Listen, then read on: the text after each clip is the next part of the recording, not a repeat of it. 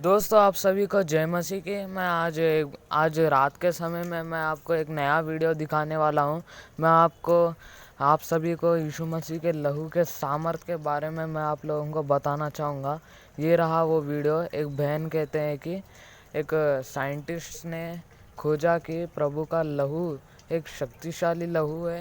वो जेरूसलम जाते हैं और देखते हैं कि ऐसा है। आप पूरा वीडियो देख लीजिएगा, मैं अभी नहीं बोलूँगा। आज हम जानेंगे यीशु मसीह का जीवित लहू के बारे में। 1983 में रॉन वाइट, जो पुरातत्व के विद्वान भी हैं, वो इज़राइल में रिसर्च के लिए गए थे। वहाँ वो घूमते घूमते एक खदान के पास जा पहुँचे और वाइट ने वहाँ एक कर्मचारी से पूछा कि ये कौन सी जगह है, ये हम कहाँ आ गए। तब उसने उनको उत्तर दिया कि ये पुराना गलगत्ता पहाड़ की साइट है। अचानक किसी दिशा पर रॉन वाइट ने अपना हाथ बढ़ाकर कहा कि ये वही स्थान है जहाँ पर यीशु मसीह को क्रूस पर चढ़ाया गया था, और वो अपने साथियों को साथ लेकर उस साइट पर आ गए। वहाँ के अधिकारियों के परमिशन के साथ उन्होंने उस साइट पर खोदने का काम स्टार्ट किया और अपने रडार में उन्हें ये पाया कि वहाँ पर लगभग 18 फुट का एक बड़ी चट्टान जमीन के नीचे पाया। वे जब खोदते गए तो उनको एक गुफा जैसा कुछ दिखाई दिया और वहाँ के कर्मचारी जो वहाँ खोदने का काम करते थे, वे उस गुफा के अंदर गए और वे डर के मारे वहाँ से भागने लगे, क्योंकि उन्होंने वहाँ जो देखा वो नजारा बहुत गंभीर था। रॉन वाइट ने उन लोगों को अपने पास बुलाकर पूछा कि तुम लोग क्यों भाग रहे हो बिना पैसे लिए। तब वो इब्री कर्मचारियों ने कहा कि हमने वहाँ वाचा का संदूक को देखा है। तब रॉन वाइट उस गुफा के अंदर प्रवेश किया और जब उन्होंने आंख उठाकर देखा तब उन्हें एक अद्भुत दृश्य दिखाई दिया, और उस दृश्य को देखने के बाद वे तुरंत नीचे गिर गए। रॉन वाइट के बेटे ने बड़ी ही मुश्किल से उन्हें बाहर निकाला। अगली बार रॉन वाइट बड़ी तैयारी के साथ उस गुफा में प्रवेश किया तो उन्होंने उस गुफा के अंदर वाचा का संदूक देखा, जिसके द्वारा मूसा के समय परमेश्वर इजरायलियों के बीच में अपनी उपस्थिति को प्रकट करते थे। फिर रॉन वाइट ने अपनी अनुभव शेयर करते समय बताया कि उन्होंने जब वो संदूक करीब जाकर देखा तो 4 स्वर्गदूत उस संदूक के चारों ओर खड़े देखा, और उसमें से एक स्वर्गदूत रॉन वाइट से बातें करने लगे।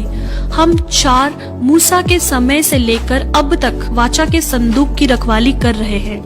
फिर रॉन वाइट ने ये देखा कि उस वाचा के संदूक के ऊपर डामर जैसा कुछ दिखाई दिया, और रॉन वाइट ने उस डामर जैसी चीज को वहाँ से निकालकर रिसर्च सेंटर में ले गए। तो रिसर्च के द्वारा ये पता चला कि वो इंसान का खून है जो कई अरसा पुराना होने के कारण सूख चुका है।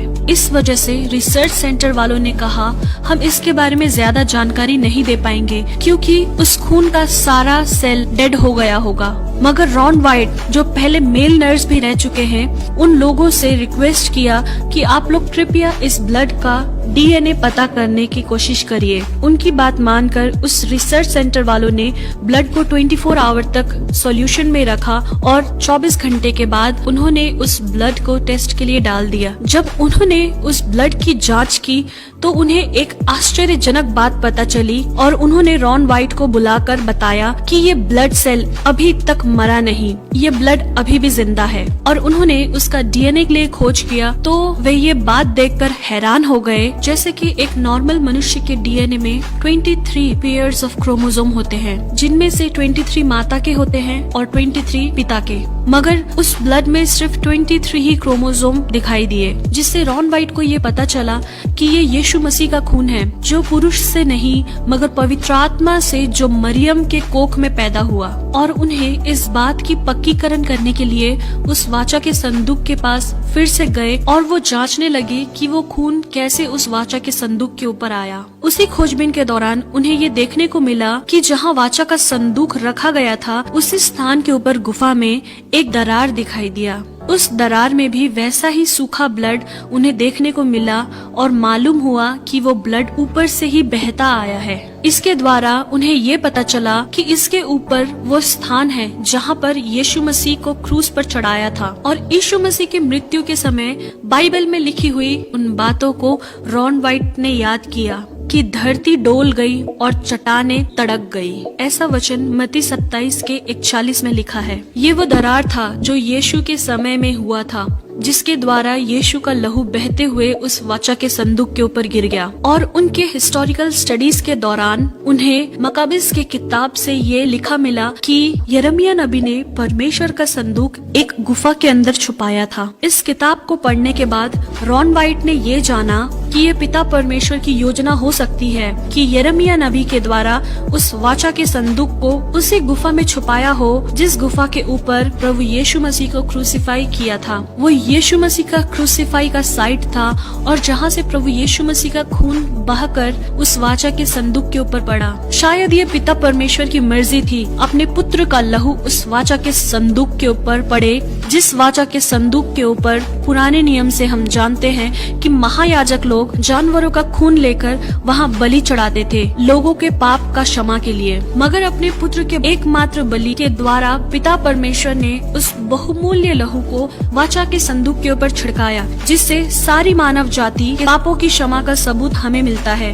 प्रियो, ये बात रॉन वाइट सारे मसीहों को बता नहीं पाए, उनका देहांत हो गया। मगर रॉन वाइट ने जो बाइबल की खोज किया है वो सब हम उनकी वेबसाइट में देख सकते हैं। शायद हमें इसका पक्का सबूत ना भी मिले, मगर मैं एक बात जरूर विश्वास करती हूँ और आप लोगों को ये बताना चाहती हूँ कि हमारे प्रभु यीशु मसीह का लहू आज भी जीवित है, क्योंकि इब्रानियों की पत्री में लिखा है, नई वाचा के मध्यस्थ यीशु और छिड़काव के उस लहू के पास आए हो जो हाबिल के लहू से भी उत्तम बातें करता है। हाँ मेरे प्रियो, हमारे प्रभु यीशु मसीह का लहू हाबिल के लहू से भी उत्तम बातें करने वाला है, जो आज भी जिंदा है। और उसी लहू आपको और आपके घर वाले को इस महामारी के बीच में रक्षा करे। हमारे साथ बने रहने के लिए धन्यवाद। दोस्तों, आपको वीडियो कैसा लगा? देखो आपके स्क्रीन के ऊपर यीशु मसीह कैसे कोड़े खाए, हमारे लिए कांटों का ताज पहना उन्होंने हमारे पापों के लिए बलिदान हो गया, हमारे पापों के लिए क्रूस पर चढ़ गए और हमारे गंदे काम करने की वजह से हमारे हाथों से काम हमने करते हैं, इसीलिए उनके हाथों पर कीले लगे और उनके पाँव पर जो हम क्लब जाते हैं, गंदी गंदी जगह जाते हैं, उसके लिए उनके पाँव पर कांटे लगे। आप सभी को जय मसीह की।